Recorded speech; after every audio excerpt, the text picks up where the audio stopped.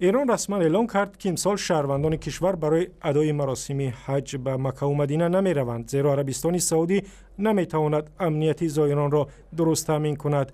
بعد مرگ 2426 زائر و از جمله 400 زائر ایرانی در سال گذشته در مراسم حج، تنش بین دو رقیب در خاورمیانه واسه اوج گرفت. بعد این ایران از عربستان سعودی خواست برای تامین امنیت زائران تدبیرهای بیشتر بیاندیشد، اما مذاکرات دو طرف در این زمینه در اول همین هفته در ریاض به نتیجه انجام یافت.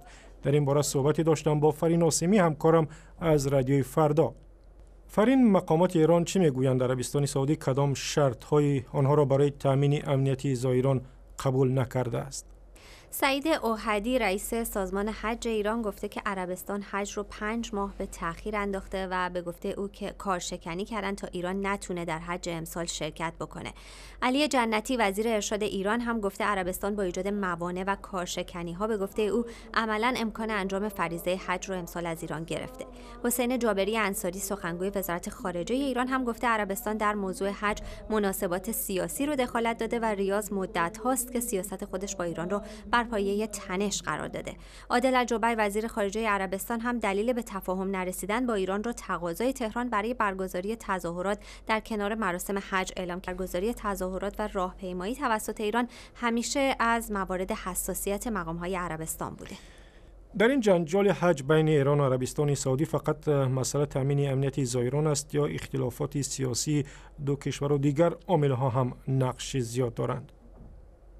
حکومت ایران و عربستان در ماه‌های اخیر در اوج تنش قرار داشتند. اخیراً عربستان ایران رو به دخالت در امور داخلی عراق متهم کرده بود. اما مواردی که توسط مقام‌های ایرانی به عنوان موارد اختلاف با عربستان اعلام شده، یکی اعمال محدودیت در تعداد درمانگاه‌های ایران در عربستان، مخالفت با نصب پرچم‌های ایران در ساختمان‌های مورد استفاده زائران ایرانی، محدودیت در انتقال دارو، اطلاعات در مورد پزشکان ایرانی، تعیین ظرفیت مشخص برای این پزشکان و ایجاد چادرهای امداد و نجات ایران در مسیر جمرات بوده. مچبندهای الکترونیکی برای زائران هم از موارد دیگه اختلاف بوده. عربستان میگفته که این مچبندها رو خودش طراحی میکنه و اجازه طراحی اون رو به ایران نمیده و ایران این مسئله رو نپذیرفته بود. برگزاری مراسم در اماکن عمومی و ممنوعیت اجرای دعای کمیل هم از دیگر موارد مورد اختلاف بین ایران و عربستان سعودی بوده. خود شرکت زائران ایرانی در مراسم حج بغیر از اهمیت اعتقاد و مذهب برای اعتقادمندان زائران، برای جمهوری اسلامی از کدام جهت مهم است؟ تجربه نشون داده زمانی که روابط ایران و عربستان تیره میشه بر سر حج اختلاف پیدا میکنن.